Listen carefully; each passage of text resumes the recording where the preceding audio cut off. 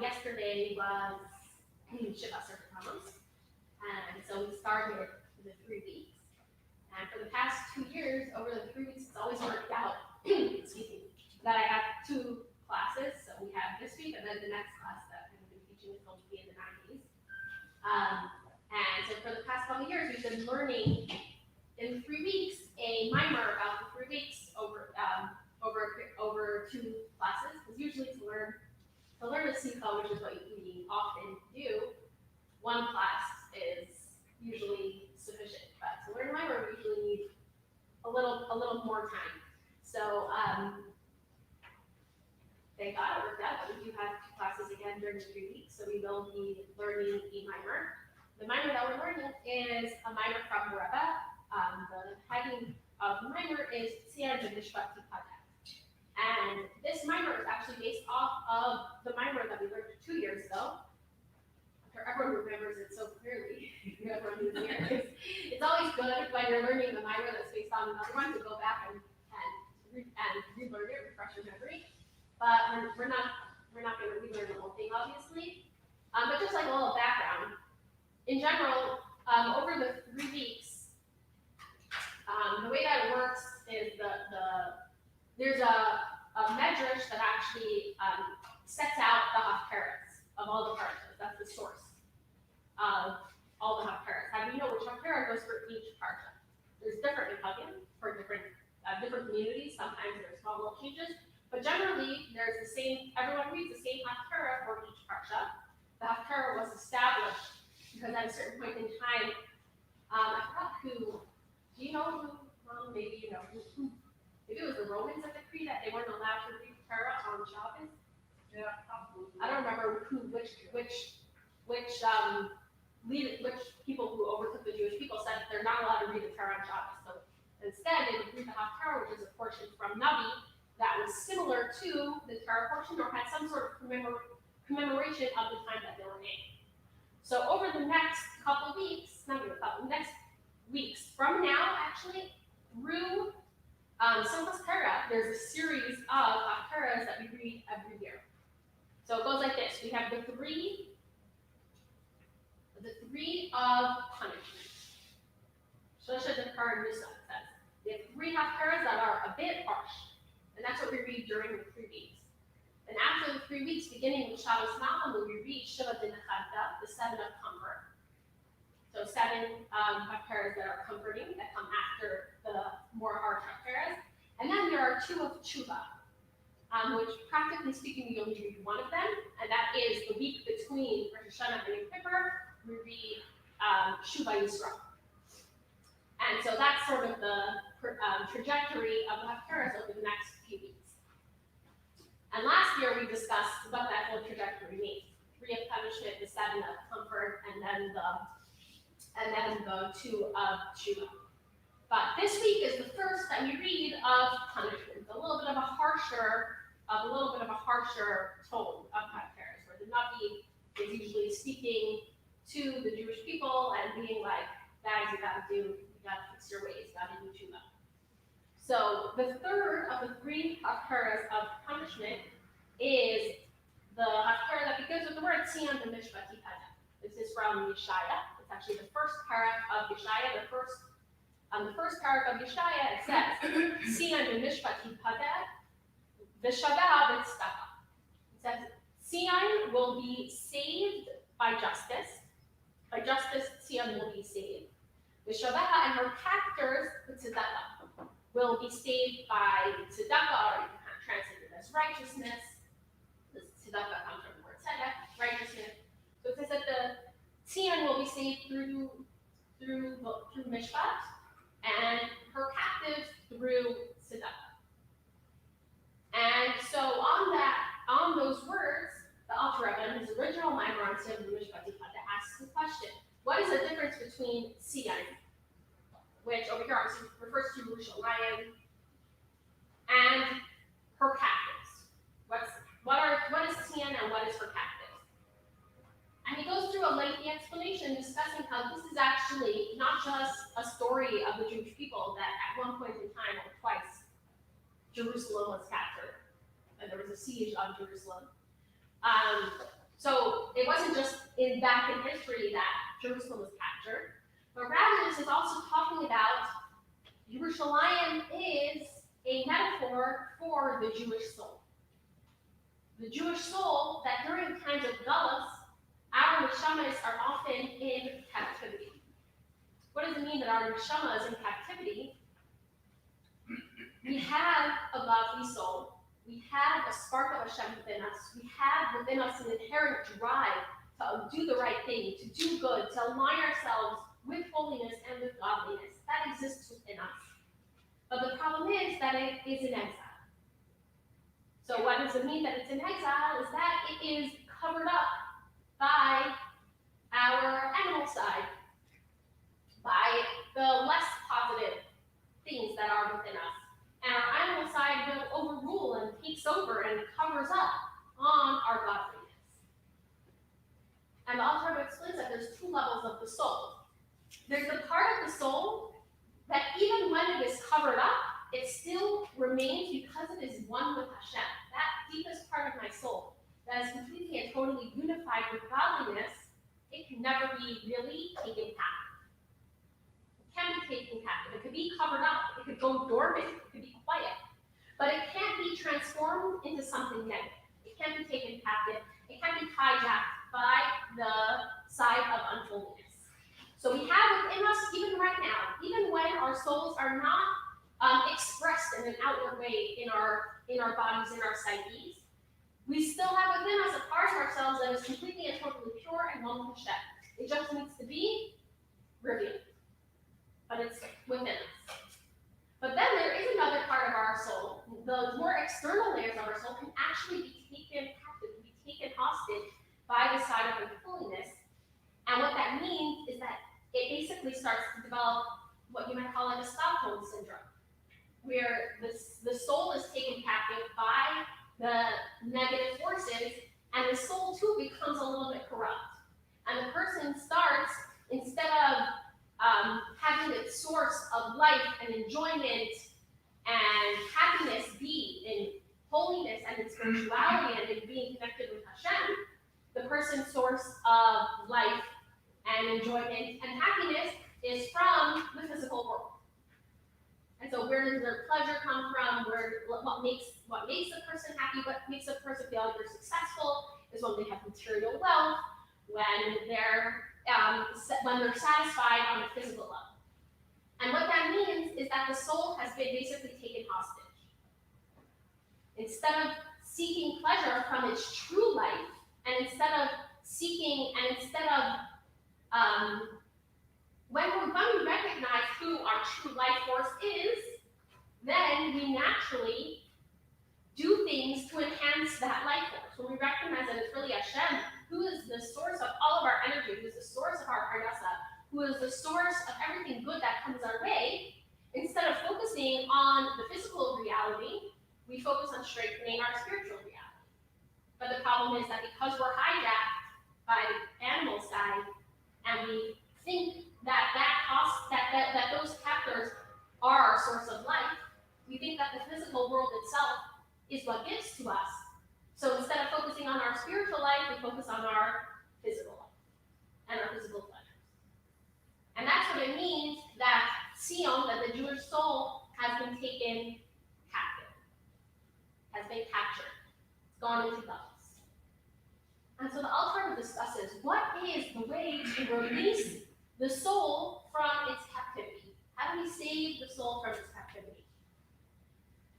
And he says that the method of saving the soul from captivity is given to us through a certain meditation. In Parshas V'eschanan, if you look at the source sheet, source number 2, it says, in Parshas V'eschanan it says, and we're all familiar with this because it comes from the paragraph of Shema, we say it daily, V'hayu hadvarim ha'ela asher anayim mitzvah hayayim al levacha. Take these words that I have commanded to you today, you should take to your heart. The word that I commanded to you today, you should take to your heart.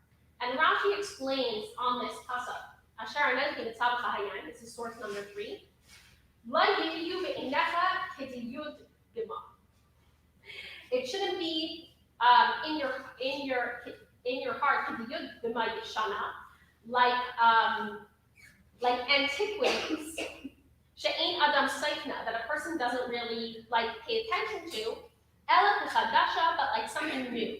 Shehakol ratzin lekrasan, that when something is new, everyone runs to read it.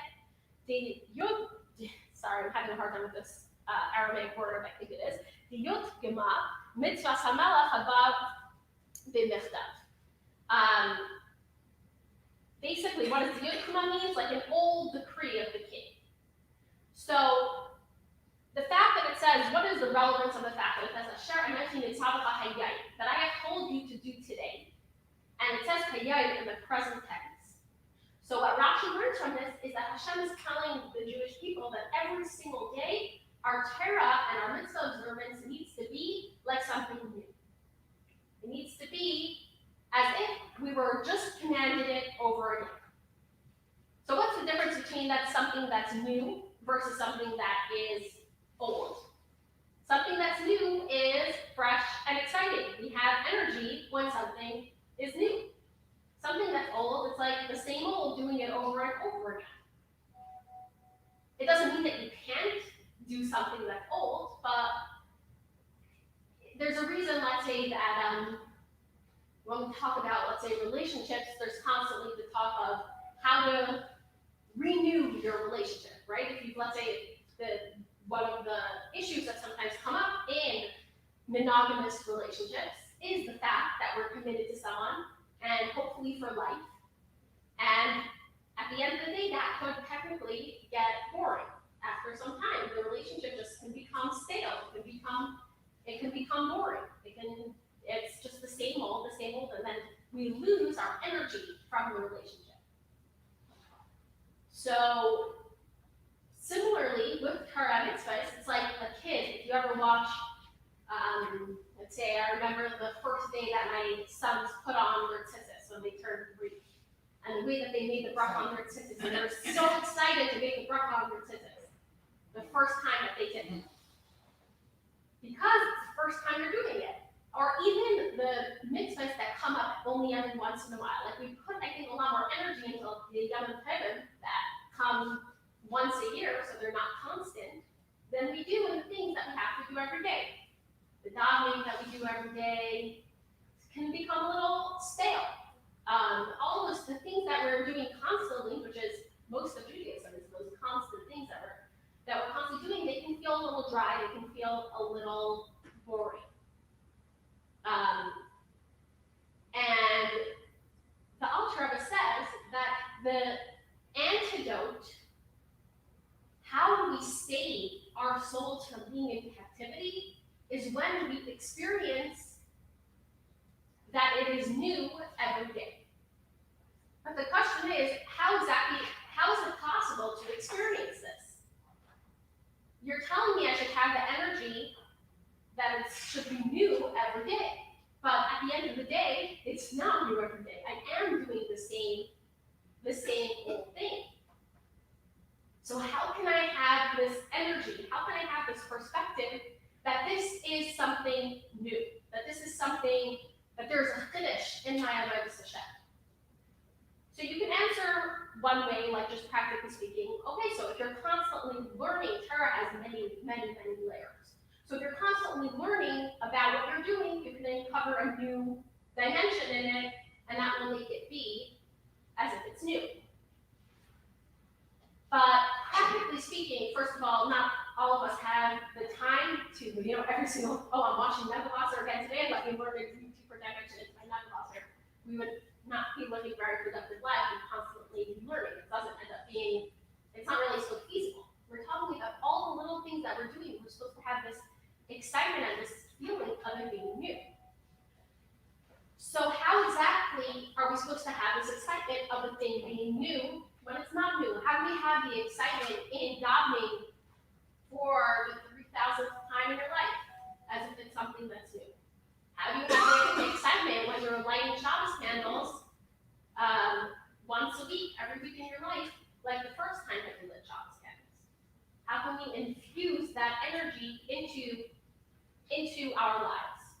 So the Alter Rebbe it's from the very pasuk that meditating on the very pasuk that tells us that we're supposed to have this renewed energy all the time is actually the solution to having that, to feeling and experiencing everything as new. So let's look a little bit closer at the pasuk. It says, "V'hayu Ephraim eila asher anointi mitzavcha hayem." These things that I have commanded you today. So what are we saying over here on these things that I have commanded you today? Okay, so when we are doing a mitzvah, most of the mitzvahs that we do, we are engaging with the physical world. Mitzvahs are done with the physical world. We start our day, like we said, washing nebulizer. That's done with physical water. You can't wash nebulizer with spiritual water.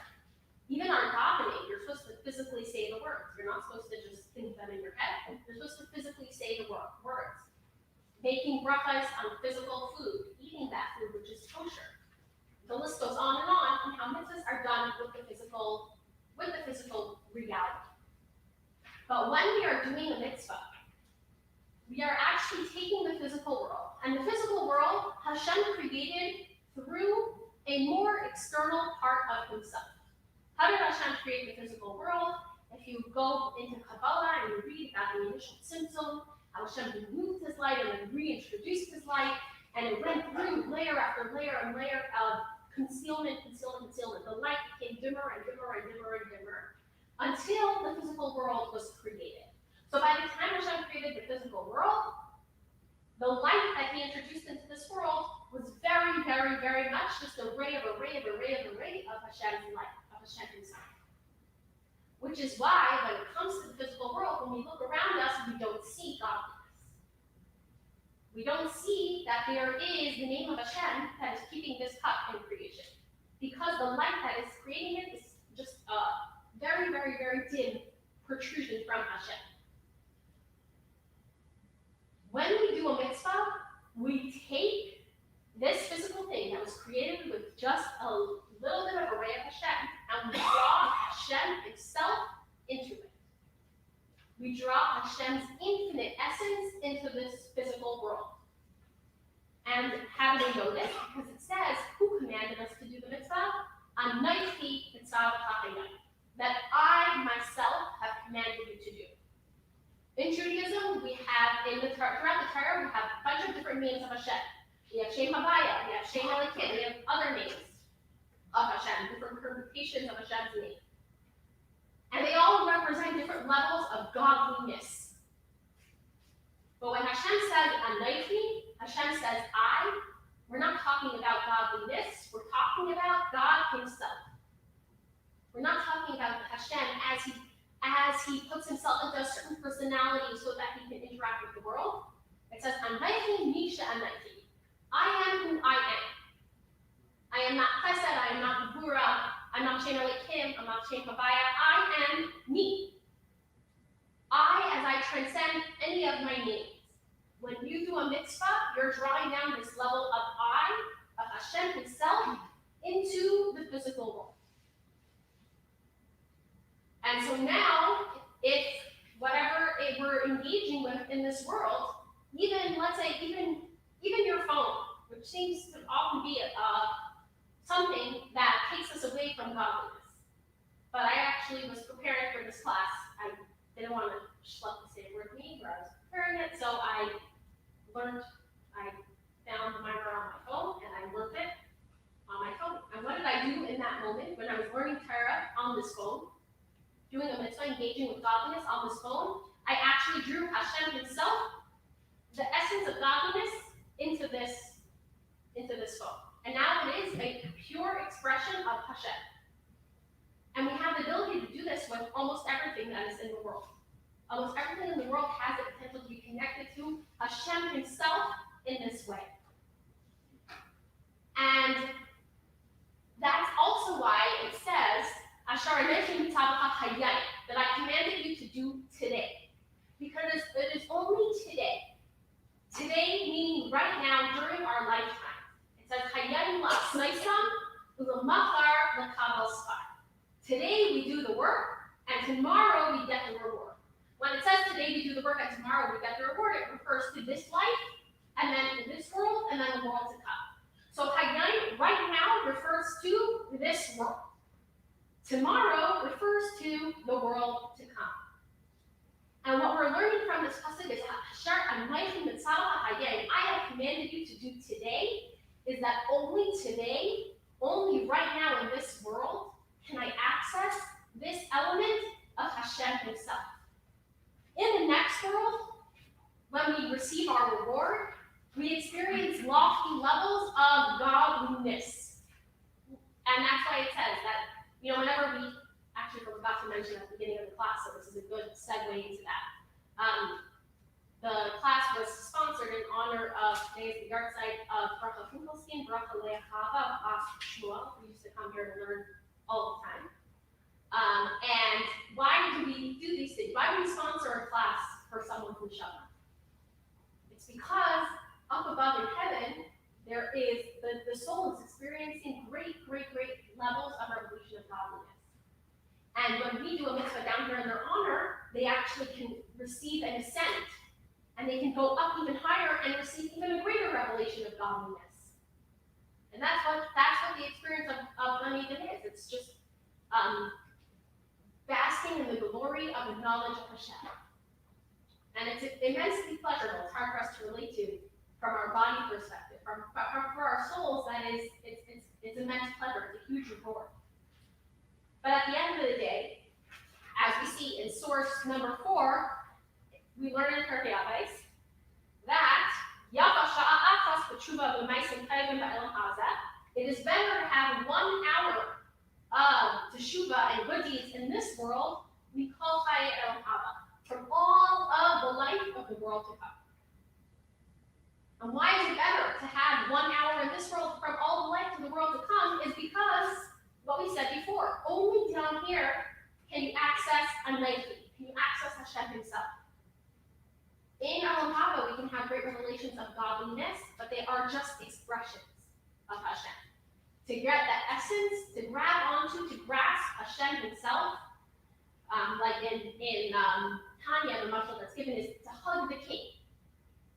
To act, and what's a hug? You're getting the whole person instead of just. It's almost like there's different experiences. There's different ways of expressing connection. You can express connection through words, and that's very beautiful. And sometimes it feels really good when someone's able to express through words their connection to us. But it's a different experience from hugging them. When you hug them, you're actually getting to experience that person themselves. You're feeling the whole person, as opposed to just receiving, let's say, from your mind or from your emotions, which is what happens when we hear words from them. So down here in this world, in the world to come, we can have experience Hashem's emotional intake, God's emotions and God's thoughts. But down here is where we actually get access to Hashem himself. And the Alter Rebbe says it's through this meditation that when we do a mitzvah, we access Hashem himself, that every single day the mitzvah can be new. Because you meditate on this and you recognize that right now I'm drawing down a new element of God's essence into this world, and that should give us chayas in our observance. And that's just to, renew our observance and make us feel stronger in our connection with Hashem. As opposed to, if we don't have this, and we just think that when we do a mitzvah, it's only that I should receive a reward in the world to come, or something else like that, then what happens, like we said before, our soul is taken captive. And instead of getting enjoyment from Hashem himself, we get enjoyment from the world. And we think that our sustenance is coming from the world. So we're going to have to dig deeper into this. Why is it that specifically through this meditation, why is it specifically this meditation of the fact that we are drawing down Hashem himself, that our soul stays uncaptive? A person could that's not new and still have a lot of highest in their avodas Hashem. The same way, like, there are people who don't think, you don't think that it's new, but you still think about other elements of it and you think this is the right way to live. So you can still have energy in your avodas Hashem. What are we saying over here? What is the necessity specifically of this idea of it being new? Why is this the most vital part? Why is this the most necessary thing for our avodas Hashem and bringing energy into our avodas Hashem? This element of newness. So, what does it mean that something is new? The idea of something being new only really exists in the world of time and space. In the world of time, when something new is introduced, in the first moments that you're encountering it, it is new. And then as time progresses, what happens to it? The new becomes old. And that's literally what our lives are. The constant, it's a little depressing if you think about it. The constant cycle of the new things becoming old.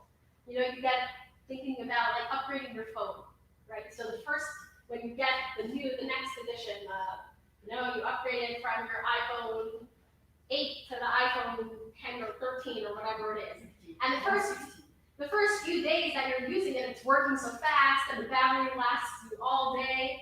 Then like 3 months in, what happens? The battery starts slowing down, the whole thing starts slowing down, until, a year later, doesn't work. You need the new one. And especially in our extremely consumerist culture, like we really see this, the constant, the hedonistic treadmill, like they say, right? Where we're constantly driven that we need something new in it. And the second that thing becomes old, we feel unsatisfied and unhappy. Or we think about, there's a concept of constantly chasing that first high. Right? There was the first time someone experienced the high, whether it's of substance or anything else that gave us a feeling of thrill. And then you're always wanting to go back to re-seek out that thrill, but you're never able to achieve that first moment of excitement like it was the first time that you had it. I was a counselor in camp for a number of years, and this happened every single year. So the camp was a 2-year program, and every single year the same thing happened. The girls who were in 8th grade last year, so now they're in 9th grade, the entire summer they were talking about last year. Last year was so much better. This is what we did last year. It happened every single year without fail. I called it last year syndrome. Because your memory of how things were last year when something was new and it came with a certain package of excitement. So you're in that space of it being new and exciting, and you're never going to re-get that feeling that it was last year. And that's just the nature of our world, where we're within time and space. That new feeling is only going to be at the first moment, and you're never really able to recapture the new. So how is it that we can have the new be constant? That's actually a paradox. It doesn't make sense that the new should be constant, because within time, the new is always becoming old. So for the new to be constant, we need to reach and draw our energy from a place that is beyond time. In a space that is beyond time, we can capture the new in a constant way. Because beyond time, everything is new, because it's never getting old, because time is never moving. If that makes any sense. Again, it's hard to understand. Anytime we move into the world of beyond time, our very time-limited brains have a difficult time grasping. And I think the more of like a time-dependent person you are, the more you have to live your life by time, the more punctual you are, I think the harder it is to grasp like a world beyond time. People who like don't care about time so much, I think they can like get into that space a little easier. For me, I'm like a pretty time-driven person, so it's difficult for me to like think of life without time. I don't really know, right? But to have this newness all the time, we need to draw our energy from a space that is beyond time. And in the Kabbalistic language. What is the energy that is beyond time is called the energy of Soviet. So we're going to take a few minutes to discuss the differences of the energies that are found in this world. In our world, we have two different types of energy. We have the energy of Soviet, which we can translate to being an encompassing energy, versus the energy of Mimale, which is the energy that fills something. So if we think about our bodies have all these different functions and all these different parts. So we have our physical limbs. So we have the arms that have a different function than our legs, and our fingers that have a different function from our toes, and our torso that has a different function from our head. Each of our body parts have their own function, and then going internally, each of our organs have even more specific functions. And so the heart needs to work as the heart needs to work, and the lungs need to work in their own way. So each body part has its own function and its own method of keeping the body working and alive in good order. So we know that we have a soul that is filling our body, and that is energizing our body. Where does the body get its energy from? Where does the body get its ability to work? Comes from our soul. But the way that our soul fills the body is not that it fills our body completely equally. Each of our body parts have a different type of energy from the soul, and that's what allows them to be differentiated from each other. So, like, imagine if your pinky was as strong as your legs. If you're a woman going to the gym, you know that you can do carry a lot more weight in lower body exercises than in upper body exercises, because our lower bodies are much stronger than our upper bodies. But imagine if you were able to pick up that same, whatever it was, 150 pounds with your pinky as you could with your legs. You can't, because the pinky has a far less potent energy than your legs have. And it's for a reason, because each part needs the right fitting energy to make that part work. And our heart, if like the lungs started working the same way the heart would work, the body would die, because the lungs need to do their own thing. So they need to have their specific energy, the heart needs to have its specific energy, the brain needs its specific energy, the stomach needs its specific energy. Each body part needs its specific energy in order for it to fulfill its mission and to function in the way that it needs to function. And so similarly in our world, Hashem, the godliness that fills our world, is like the soul to the body.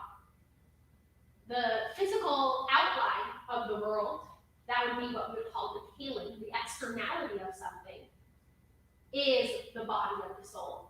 And then the life force that is within that thing is the energy, the soul of the world. And the energy that fills it is going to differentiate. The energy that is within an ant is going to differentiate from the energy that's within a human being. An ant obviously takes up a lot less energy than a human being. I mean, what's the lifespan of an ant? Like 7 days, I think is like the longest an ant lives. So that means that all of its energy is just going to be used up within 7 days. It's a lot less than what we hope is going to be put into a human being. And the energy that's in a rock, which has no active external life force, so it doesn't need to grow, it doesn't need to change, is going to be a lot less than the energy that is within the ant, that does have movement and that does grow and change. So each specific thing in the universe has tailored energy, tailored godliness that goes into the boundary of what that thing is. So that is one type of energy of godliness that is in this world, what we call Mimale, light. Mimale literally means filling. When we talk about filling something, if I would fill up this bottle, right, and let's say I just open 2 taps of water over these two, I don't need to open it because I'm not actually looking, over these 2 vessels, right? This is a vessel and this is a vessel. It would take more water to fill up this vessel than it would to fill up this vessel. Because when we're filling something, you're limited by its boundaries, by its limitations, by its vessel. And so that is the Ar Mimale. The Ar Mimale is the light that fills the world in a specific manner according to what the vessel is. But then there is another light, and that is what we call the Or Saving.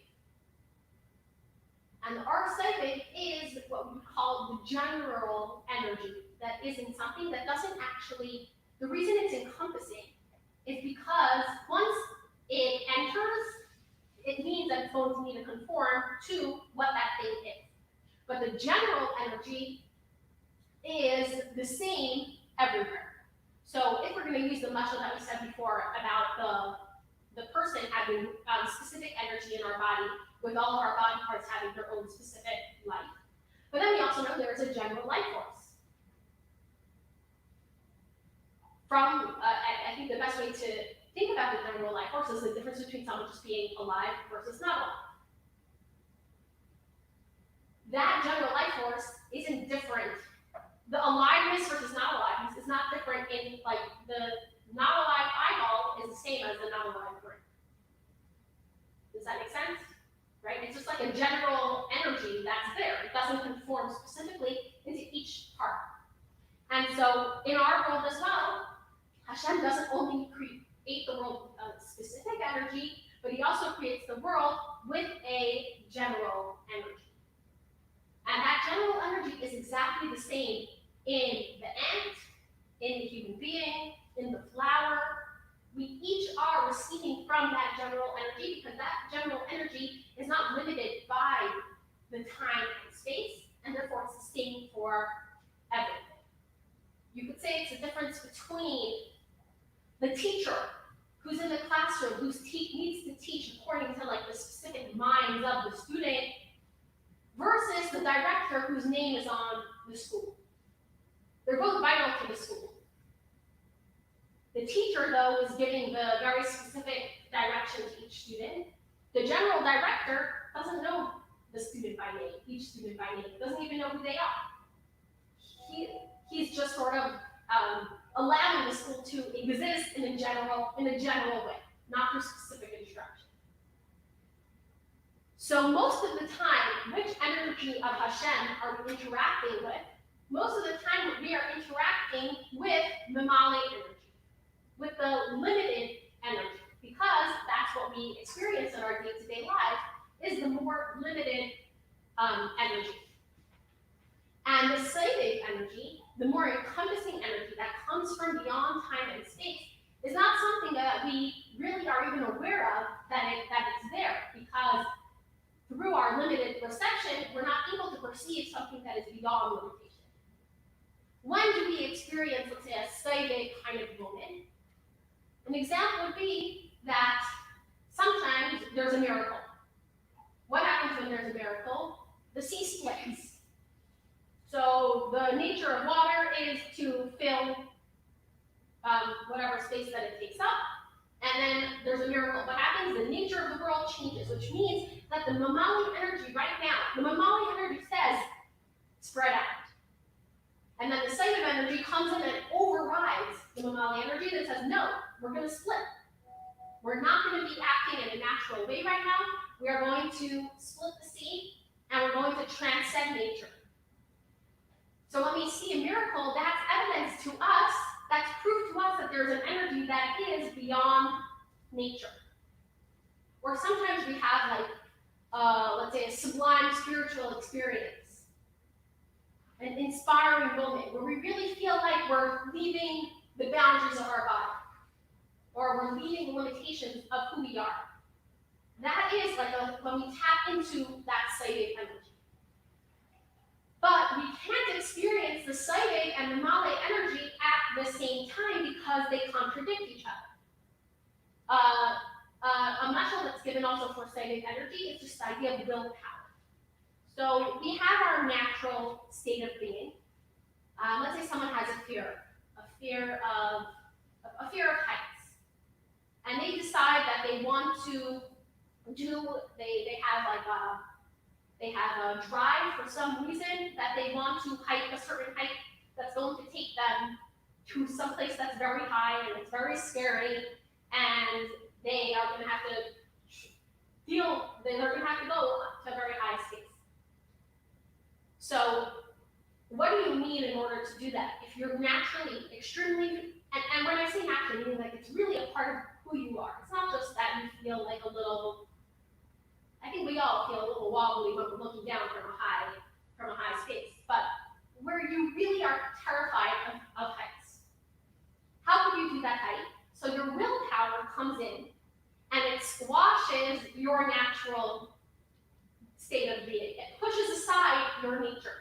That's the power of will, is that it has the ability to push aside your nature. And you do the hike, and you climb up, and it's great. But in your nature, it still exists that element within your nature still exists. You still are scared of heights. It's just that the willpower squashed down that element of that fear, that element of your nature for a temporary amount of time. The famous question that's asked is, how can it be that the Jewish people messed up so soon after experiencing immense miracles, like leaving the triumph and splitting the sea and receiving the Torah, for all great miraculous moments? And then we see that there's the golden calf, where they messed up so soon after experiencing these miracles. And the reason for that is the miracles are all, Tipadeh experiences. They're all experiences from what we would call a place of will, of resting, of overpowering nature. And that means that because it's overpowering nature, it doesn't become a part of nature. It always remains separate from the natural state. And therefore, as soon as that energy sort of leaves, what happens to me? I stay the same. I haven't been changed.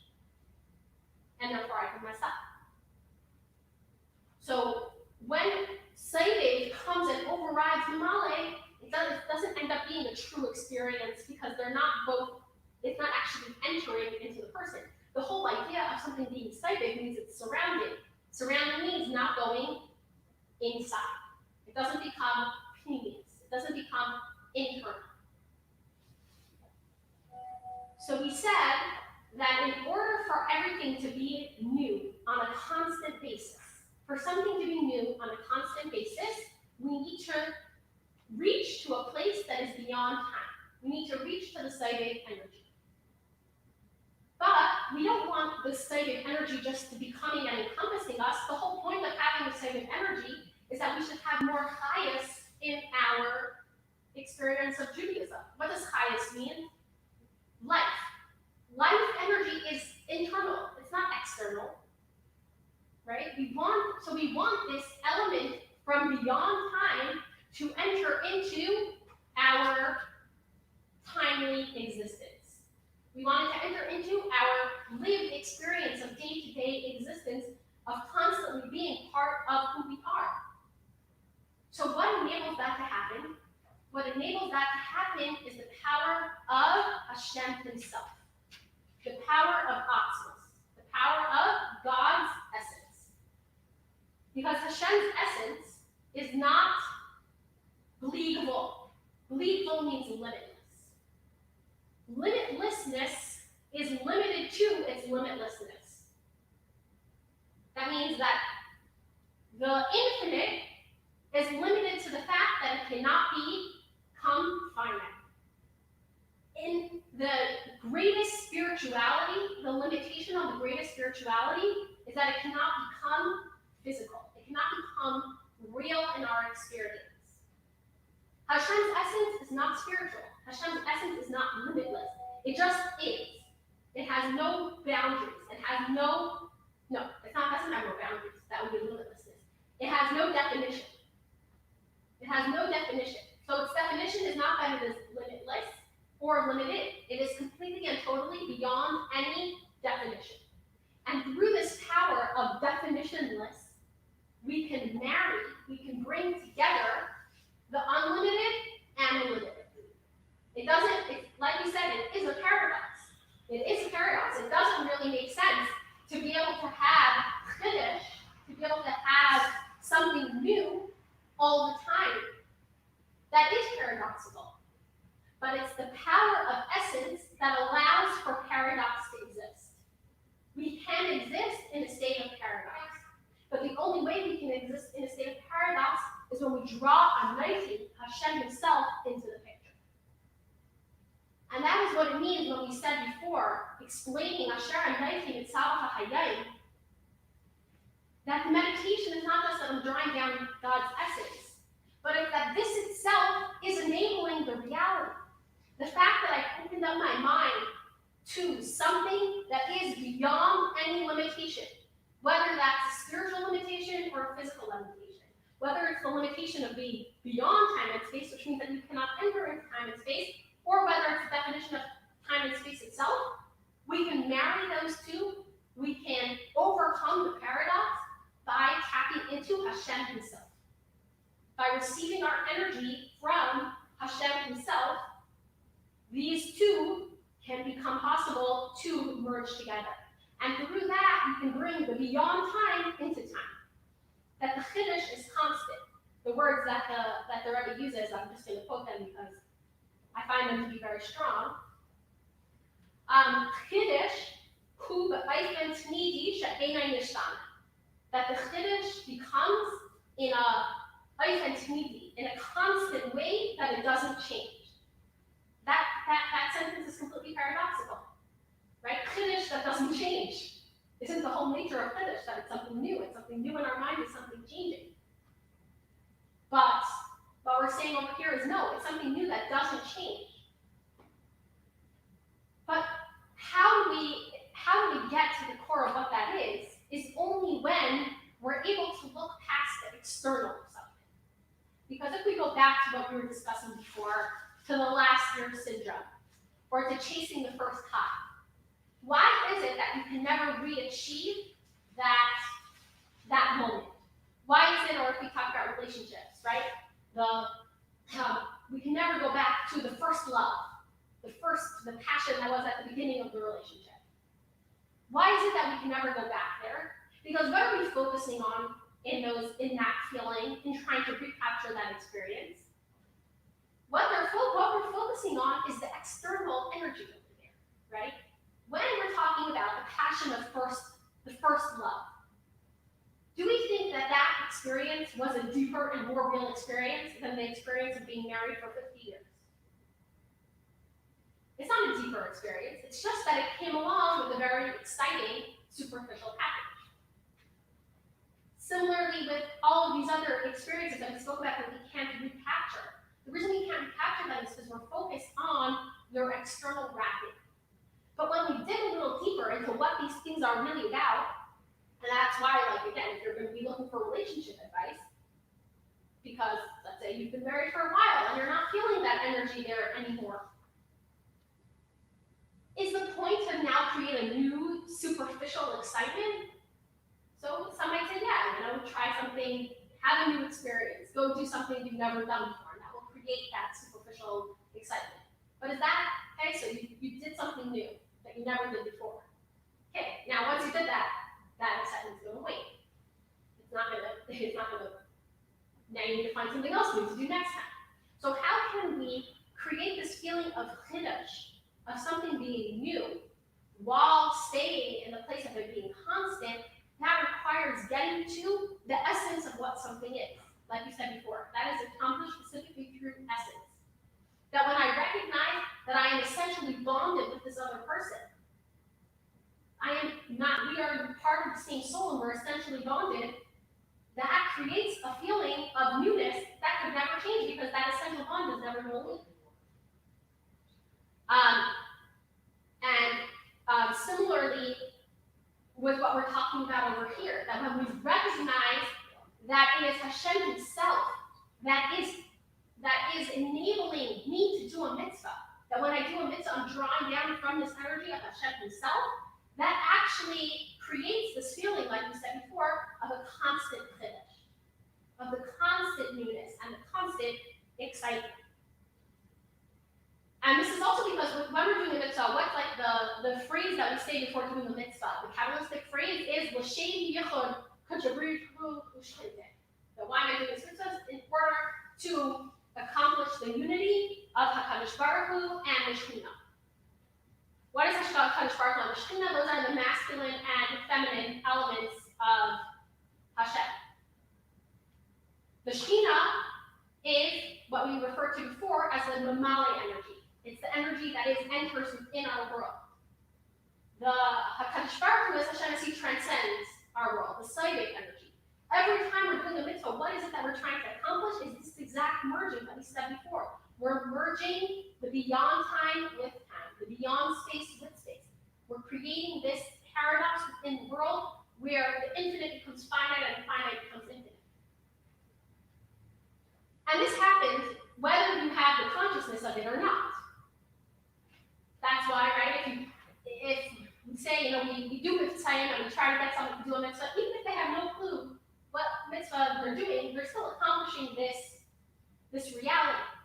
But where is the difference in your kavanah, if you recognize that this is what you're doing or not, is how you're going to experience the world. If you have no consciousness of this, then you're going to be living in the same world that you lived in yesterday.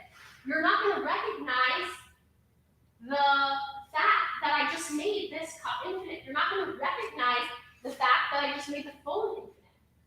And it actually makes, once you start recognizing this, the reality in the world in a true way, in a way of Das, in a way of really letting it enter into your consciousness, what it does is that it changes the way that you interact with the world. It changes the way that you interact with stuff. That the more I'm able to bring this perspective into my consciousness, the more I live for the internal of something rather than for its superficiality. The more I utilize the world around me for what it's truly meant for, rather than just for its superficial state. And so that answers our question that we asked in the beginning.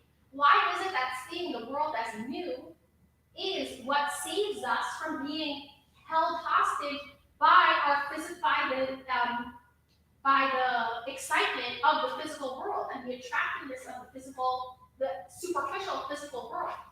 It's because when I recognize what is the truth of every action that I'm doing, I'm able to connect to it on an internal level instead of just on its superficial level, where I'm able to see that I'm able to interact with something on its level of purpose instead of on its level of just like temporary pleasure. And that's also what enables me to get off of the hedonistic treadmill that we referenced before. That when I'm interacting with something just for its superficiality, just for its most superficial state, I can never get enough. I'm always going to want what's new, what's better, because I'm not actually using it for its purpose. And therefore, I never feel a feeling of true, deep satisfaction. I always feel like I want more. Versus when I change my perspective to seeing what is the truth about this and how I'm able to introduce the chiddush into this, which means the chiddush into it means that I'm bringing God Himself into it and I'm looking at it for its purpose instead of for its package. Then I actually feel a sense of fulfillment when I interact with this, because I'm utilizing it. You're actually scratching the itch. Like you're able to fulfill what you're seeking on an internal level. So I think that's as far as we're going to go today. In 2 weeks, we will, God willing, finish the mimer. If we're still here, we're still in Galus. If we're not in Galus right now.